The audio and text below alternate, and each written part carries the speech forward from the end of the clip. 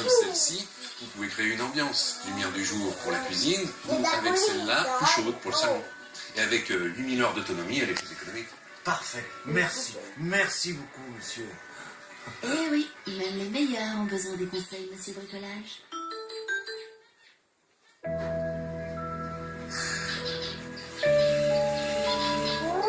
Sur France Télévisions ce soir.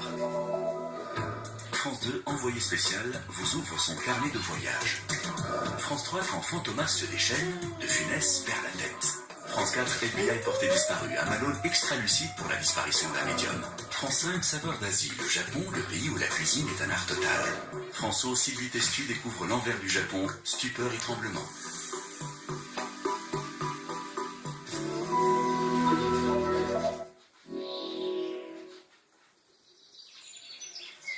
Regardez la météo de nos régions avec Etorki. Etorki, le fromage basque.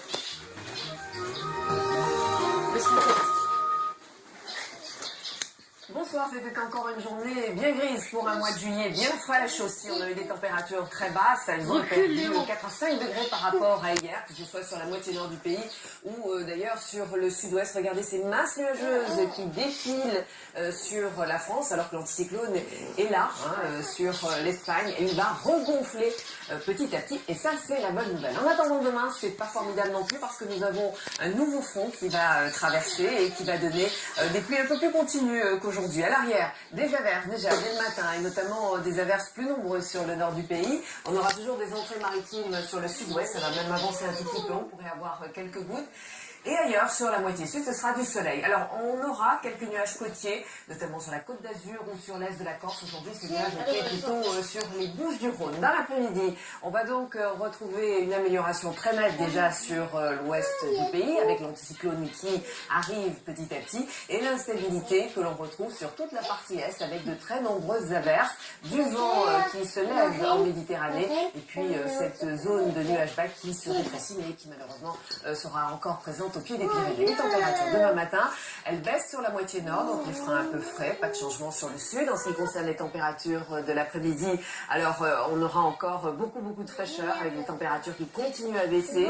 On est à peu près 4 à 5 degrés en dessous des normales saisonnières, et on voit que même près de la Méditerranée, eh bien, la chaleur régresse un petit peu. On retrouve 31, 32 degrés uniquement sur le golfe du Lion jusqu'à Marseille. Pour la suite, et ça, c'est la bonne nouvelle. Ça s'arrange vraiment. Avec samedi, l'anticyclone qui regonfle plus nettement. On voit que l'instabilité commence à s'atténuer. Beaucoup de vent en Méditerranée. Même chose pour dimanche, avec des averses sur la Corse et sur le sud-est. Et regardez pour la suite ce beau temps chaud. Ça y est, l'été s'installe, c'était promis. Et c'est là. Je vous souhaite une bonne soirée.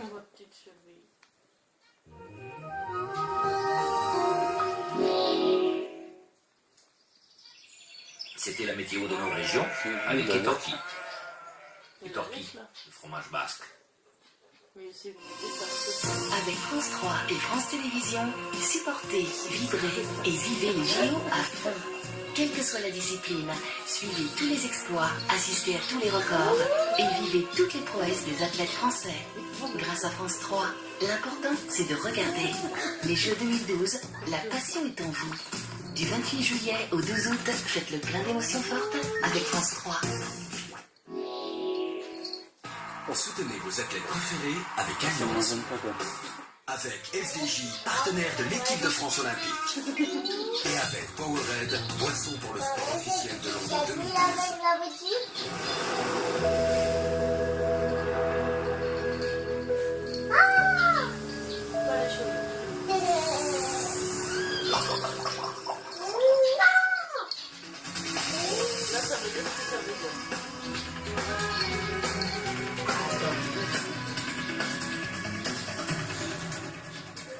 Bonsoir, merci d'être avec nous. L'image du jour, vous la voyez dans les Pyrénées, c'est la belle victoire de l'Espagnol Alessandro Valverde dans la 17e étape du Tour de France. Pas de bouleversement au général, Bradley Wiggins est toujours en tête, Thomas Voeckler garde son maillot à pois, résumé complet, juste après tout le sport.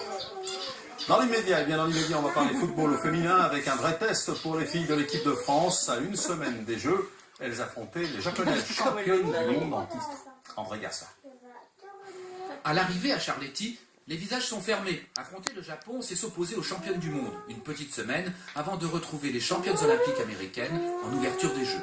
Match de préparation, certes, mais pas n'importe Pas moi, si on gagne, ni on sera désespéré si on perd. Partie d'une logique dans notre préparation. Bon, il se trouve que c'est les champions du monde, mais c'est un match de préparation. La tension, normale, est palpable chez les Bleus, mais à la 24e minute, une action initiée par Sonia Bonpastor aboutit à délit. L'attaquante, sûre de sa maîtrise, ouvre la marque 1-0.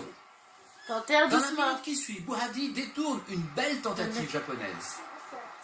Mieux même, à la 43e minute.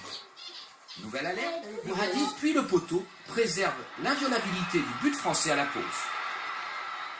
Deuxième période, l'équipe de France a totalement récupéré son efficacité collective. En 3-4 passes, le danger est déjà dans la surface japonaise. Ce qui devait arriver se produit à la 74e minute. Corner de Bussalia, Wendy Renard réussit une tête superbe.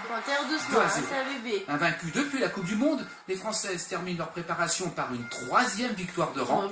11 buts marqués, aucun encaissé. Prochaine échéance, les Jeux mercredi prochain avec les États-Unis. Eden Hazard déjà en forme. En tournée aux États-Unis avec Chelsea, l'ancien Lillois a marqué face à Seattle la nuit dernière en match de préparation. Son coéquipier Romelu Lukaku s'est lui offert un doublé. Victoire des Blues 4-2. Prochain match à New York lundi contre le PSG. Troisième défaite consécutive pour l'équipe de France de handball. Hier, les Jeux d'Olivier Crumble se sont inclinés de justesse 31-30 contre la Russie, une des favorites des prochains JO. Solides physiquement, les Bleus ont payé leurs trop nombreuses pertes de balles. Rendez-vous demain soir pour la revanche. Tour de France à la voile, aujourd'hui première course en Méditerranée à destination de Rosès. L'équipage TPM termine en tête devant BE System et Bretagne Crédit Mutuel. Au général, Fournier Dunkerque est toujours leader. Doucement. J-8 et l'arrivée des athlètes continue à Londres. Aujourd'hui, c'est au tour du Sénégal de débarquer dans la capitale anglaise. Le Sénégal, dont l'équipe de football participe pour la première fois aux Jeux Olympiques. Et maintenant, doucement. Synonyme de stage. De préparation. Les nageurs sont à Dunkerque pour peaufiner la forme, évidemment. Nelson Montfort en a profité pour recueillir quelques confidences. On y va. Bonsoir et bonsoir à tous. Nous sommes en compagnie de Camille Lacour. Camille qui sur 100 mètres d'eau représentera l'une des principales chances de la natation française aux Jeux de Londres. Comment vous sentez quelques jours maintenant de l'échéance? Je me sens très bien, en forme ascendante. Donc, en forme olympique bientôt. Et, dans une seconde, je pense que ça ira très bien. Et porter haut, c'est les couleurs de la France. Les couleurs de la France, vous allez en représenter sur 100 mètres individuels d'eau et sur relais 4x100. Voilà, et j'espère deux titres olympiques, ce serait vraiment une semaine idéale. Voilà, rendez-vous est pris, on s'en réjouit à l'avance. Rendez-vous est pris, c'est pour dans quelques jours maintenant. Merci messieurs. En basket, les Français pensent déjà à leur premier match. Ce ne sera pas simple, hein, face à la Dream Team des États-Unis. Mais en attendant, ils n'oublient pas leurs supporters. Et pour Tony Parker, c'est priorité aux jeunes. Arnaud Mathieu. Tony Parker et ses jeunes partagent une passion commune pour le basketball. Depuis 5 ans, Tipeee passe une partie de ses vacances dans son camp de basket de Fécamp. Cette année, n'ayant pas les mêmes disponibilités, préparation pour les Jeux oblige, le meneur des Bleus n'aura fait ce rendez-vous pour rien au monde, ne pas tâcher à rendre à son sport tout ce qu'il lui a donné. Les voir progresser, les voir prendre du plaisir. Moi j'aime bien partager mon expérience. Ils ont toujours 50 000 questions, ils veulent savoir comment ça se passe aux États-Unis, en NBA, en équipe de France. Et donc moi, ce que j'aime bien, c'est de voir le bonheur sur leur visage. Ils sont contents, ils reviennent chaque année et ça prouve voilà, qu'on fait du bon travail et tout le monde prend du plaisir. Après cette escapade normande, direction Strasbourg pour Tony Parker. Dernier stage de préparation des Bleus avant l'unique objectif décrocher à Londres une médaille olympique et continuer de susciter des vocations. Et deux dernières infos tout de suite en tennis pour vous dire que Rafael Nadal, c'est une surprise renonce au JO car il n'est pas, semble-t-il, en bonne condition physique. C'est ce qu'il a déclaré. Sachez encore qu'Amélie Mauresmo prend la tête de l'équipe de France de Fed Cup. C'est fait. L'ancienne numéro 1 mondiale succède à Nicolas Escudé qui était en poste depuis 2008. Bonne soirée sur la 3 dans quelques instants, comme tous les soirs, le journal du Tour concocté par l'ami Benoît Durand. Bonsoir, merci. Je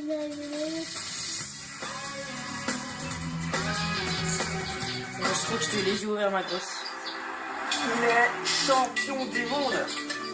Oh, les canons. Résultats, commentaires, analyses, reportages, tous les sports est aussi sur France3.fr.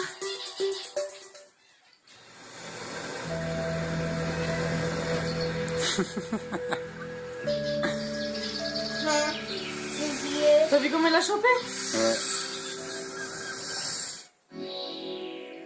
Sur France 3, suivez le Tour de France avec Big Mat. Matériaux et conseils pour tout projet de construction.